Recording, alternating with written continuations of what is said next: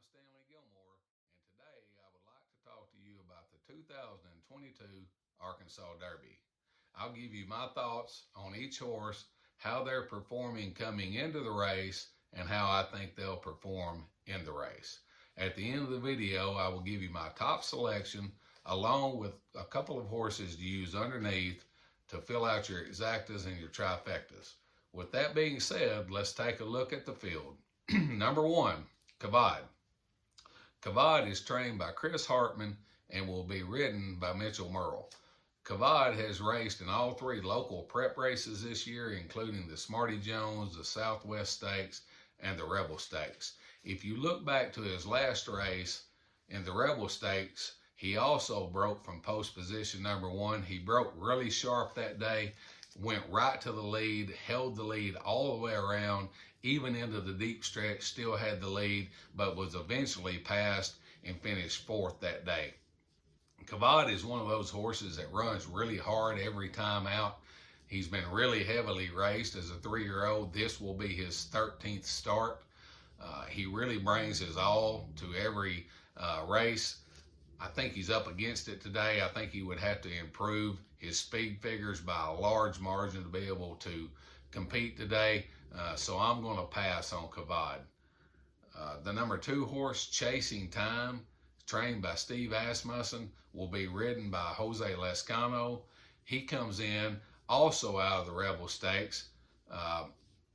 He broke from the 8th position that day. He set a really good spot on the backstretch. He was only about 2 lengths off of the leader. What's a little concerning is in the far turn, he actually lost a little bit of ground. And then once they straightened for home, when the jockey asked him to respond, he really didn't have much of a response that day, kind of flattened out a little bit. And he's another that I think would have to really improve his speed figures to be able to compete in the Derby. So I'm going to pass on this horse also. The number 3 horse, Barber Road, trained by Johnny Ortiz, will be ridden by Raylu Gutierrez. This horse is one of those horses that looks to be really on the improve. He's ran also in all 3 local prep races. He's had a 2nd place finish, and he had a 3rd place finish last out in the Rebel Stakes. That 3rd place finish can be a little bit deceiving because he was only about a half length from winning that race. He ran a really good race that day. He's setting a good spot on the back stretch.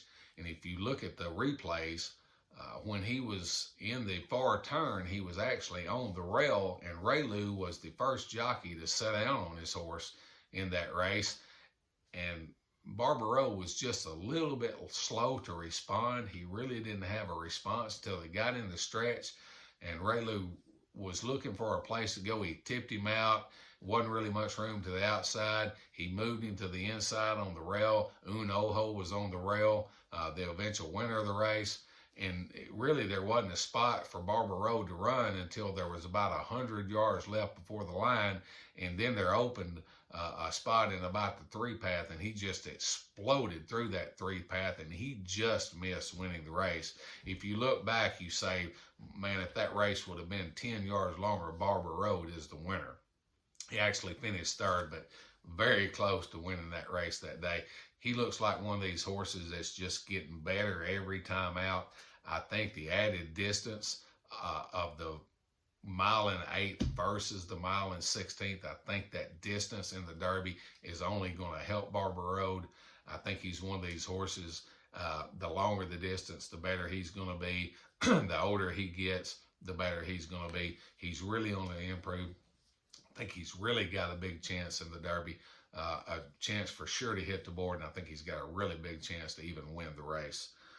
Moving to the number 4 horse, Doppelganger. Doppelganger is trained by Tim Yankton and going to be ridden by Johnny Velasquez. This is a previous Bob Baffert trainee horse. They just swapped barns with all the trouble that's going on with the Baffert connections. So this horse is officially being trained by Tim Yankton.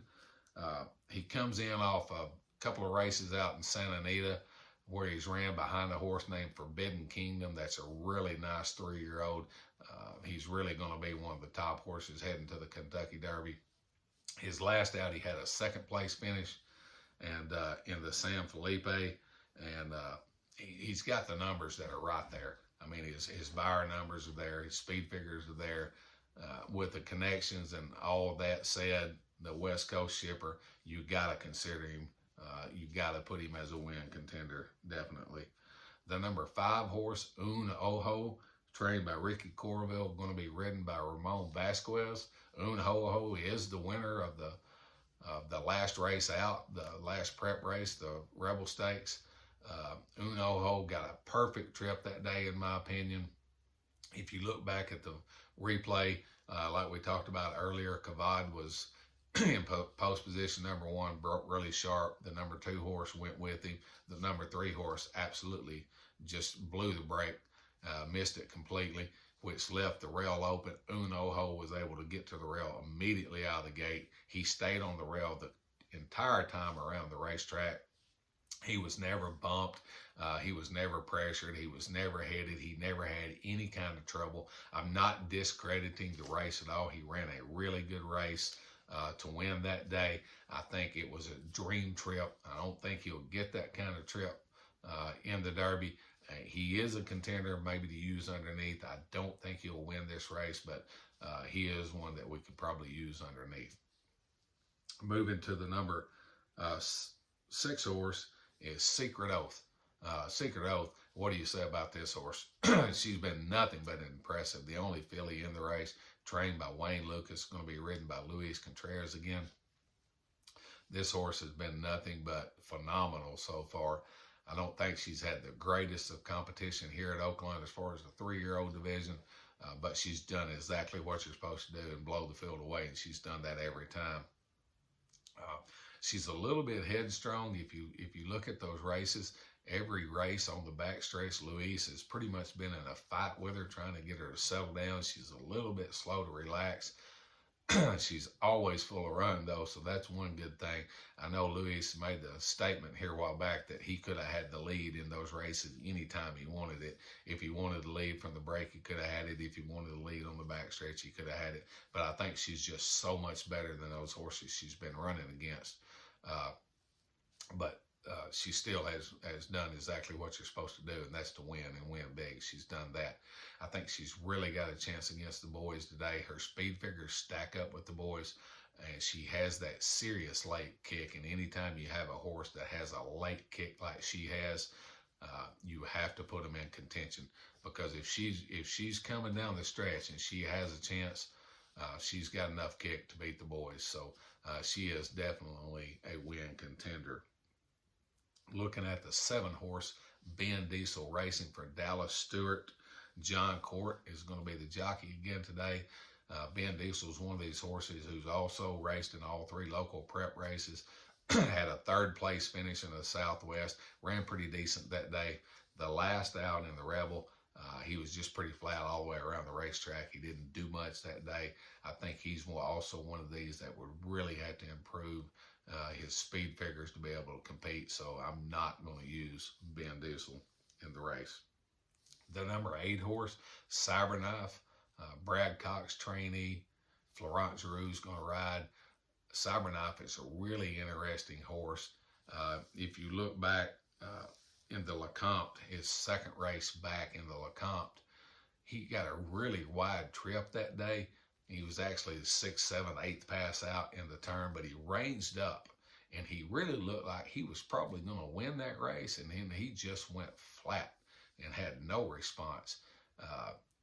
And in that race, a little concerning that Florent had to jerk on his reins a little bit. Looked like he had to get his attention, get him to refocus.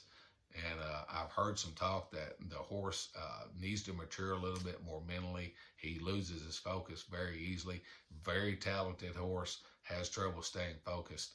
You look at his last race, an optional claimer. He set a really good trip, set right off the leader's hip. When they come into the stretch, Florent asking for some run, and he just blew by his competition. But what's concerning is once he got by his competition, he kind of lost focus again, and Florent had to pull the reins pretty hard again to get him to refocus, get him to finish the race.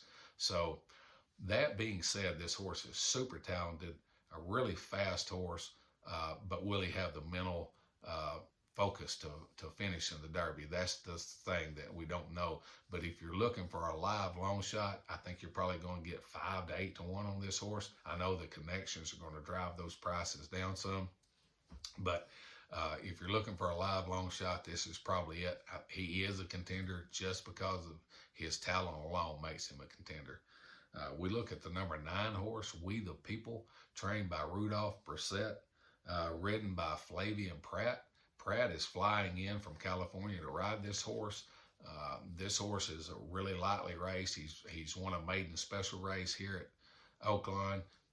Then he come back and won a first level allowance race. He won both of those races really easy those days, and he's a kind of horse that can sit in that stalking position just on the outside, and once he comes into the lane, he really has that big kick home. A little bit of an interesting angle here is Florent Geroux has actually ridden We the People in both of those races, and he gets off that horse and gets on Cyberknife. But the connection between Brad and Florent, that's his number 1 rider, so not that big concern. But Rudolph does get a top jockey to come in from the West Coast in Prat to ride We the People. We the People has been nothing but impressive. I think this horse is really on the rise. I think this horse is one that could really make a charge toward the Kentucky Derby out of the Arkansas Derby. I look for a really big race from him. I think really we may see a star born in the Arkansas Derby with this horse. If he's as good as I think he is, he's really something special. So all that being said, all the breakdown we just gave, my top pick for the Arkansas Derby is going to be the number 9, We the People. I think we'll see a really star being born today or on the Derby day. I think this horse is really going to improve, and I think he is the winner. I think 3 horses you have to use underneath is Barber Road. I think this added distance of the Derby is really going to help him. I think he's really in good form. His workouts look tremendous. He looks really good on the track. I think he's really going to run a big race. So you have to use him underneath.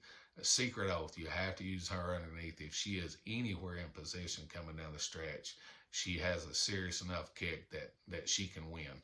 So you have to consider her. The other horse I would say you have to use Doppelganger just because of the connections. Baffert has had so much success here at Oaklawn when he ships in. I know it's not a Baffert trainee anymore, but it come out of the Baffert barn. So that's the angle that I'm taking. You have to consider this horse just because of those connections. So there's my picks. I hope this helps you guys out. Maybe we'll all make some money in the Derby. I will be at Oaklawn Friday and Saturday. I said in the post-parade restaurant, if any of you want to come by and talk about a horse that you like, talk about an angle that you like, I'd love to talk to you, love to meet you. If you come into the post-parade restaurant, come to the hostess desk. If you look just right to the left of the hostess desk, that's where I sit. I'll be glad to talk to you. I'd appreciate you guys if you'd comment on this YouTube video. Tell me what you liked. Tell me what you didn't like. I'm going to try to do another one of these for the Oaklawn Handicap. I've talked to a guy about coming and helping me do the Oaklawn Handicap. He's a really good handicapper, and hopefully we can get him on that day. So good luck to you guys in the Derby. I hope you have a really big score. Thanks for watching.